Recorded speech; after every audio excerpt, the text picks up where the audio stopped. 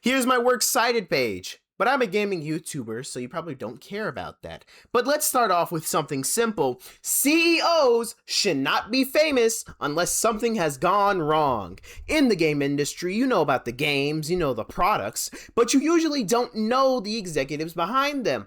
When Nintendo releases hit games, very few people know the name Doug Bowser. And that's exactly how it's supposed to be. The game does the talking, not the executive. The game does the talking. Splitgate's leadership, by contrast, put a spotlight on themselves early and repeatedly to the point where the CEO's name became part of the conversation about whether the game was succeeding or failing. That choice to be front and center shaped public perception in ways that ultimately did not help the product. Before any sequel, let's remember what Splitgate actually was. Back in early access, this was a small indie FPS developed by 1047 Games that combined portal mechanics with fast-paced arena combat. It was simple in concept, but the feeling resonated. Halo-style gunplay, we go in there, combine that with portal-inspired movement, and it's a fun time. The community embraced it because of said core gameplay being fun, it was scale-based, and it was very distinct from the run-of-the-mill shooters in the market at the time. They didn't care about the big marketing, they care about how it played. The original Splitgate peaked with tens of thousands of concurrent players during its breakout moment, much like how my mic peaks constantly. How do you reduce that? And for a small team, that was a huge success, tens of thousands of players. After that initial success, because it was the pandemic, Splitgate attracted venture capital and internal ambition to turn it into something bigger. The goal wasn't to just keep the cult hit running, it was to elevate it to a mainstream FPS, competitive with the biggest shooters out of there, like Call of Duty or Halo. This is the stage where business logic takes over fun logic. Scaling a small indie into a full-fledged live service title means adding more modes, more progression systems, more monetization, and often more complexity. Instead of being a tight arena shooter, the sequel aimed to appeal to a broad audience with a bigger scope and bigger stakes. Unfortunately, as is common in the game industry, bigger does not always mean better. At one of the big showcases, oh my god, I butchered that, how? Said Z instead of S. Anyway, Summer Game Fest, the CEO of 1047 Games appears on the stage wearing a Make FPS Great Again hat, which quickly became shorthand for the marketing tone around Splitgate 2. A twist on a political slogan unrelated to games. The optics do not lend well. But it's okay, alright? People in the game industry, they just care about the game. If you release a good game that people will like, you will be resolved in the grand court of public opinion. So, Ian, or whatever, yeah, I'm pretty sure it was like Ian something. Anyway, Ian, whatever your name was, what is your plan to make FPS great again, you know? Very big shoes to fill, you know, saying that you don't care about the stale shooters like Call of Duty, and talking about how you want something like a Titanfall 3. Well, the reveal? Splitgate 2!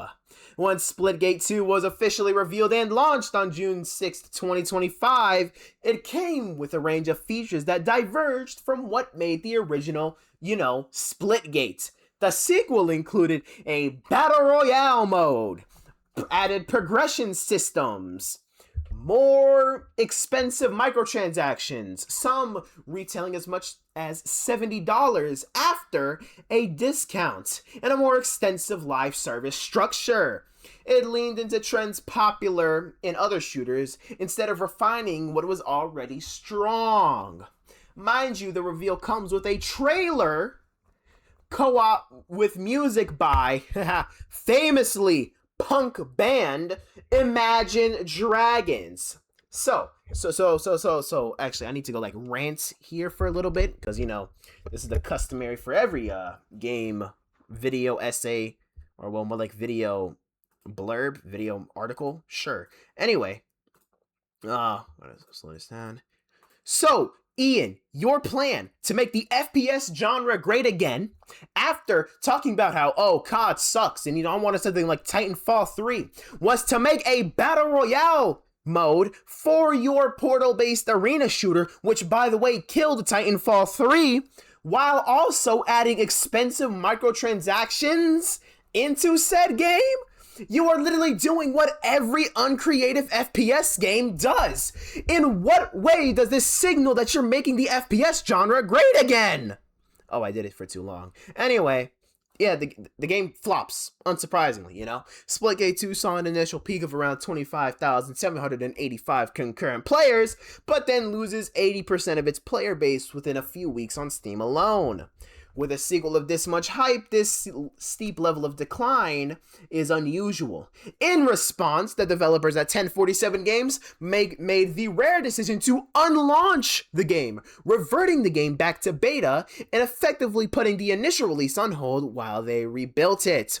In their announcement, the studio acknowledged they had rushed features and strayed from the core field and made the original game successful.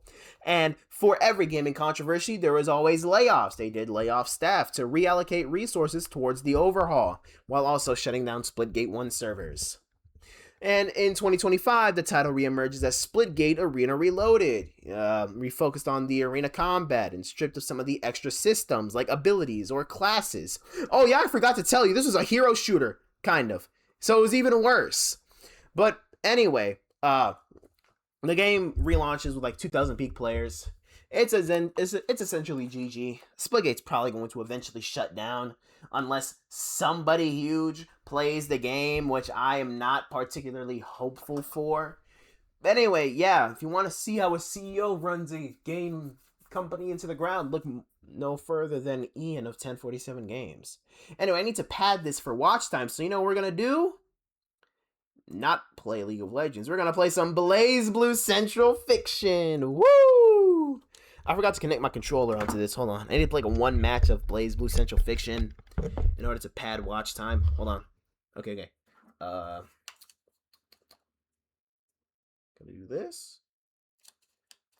Oh, you didn't charge anything. Okay. You know, screw. We're gonna play on Wi-Fi because Wi-Fi works. Just take my LAN. Okay. We're gonna attach the this on. Oh crap. This. The fuck? Why aren't you working? Oh, there it is. Okay.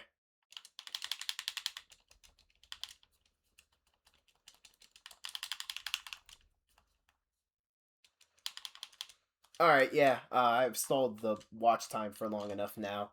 But anyway, if you want to hit me up on BlazBlue, comment down below. And see you guys. Thanks.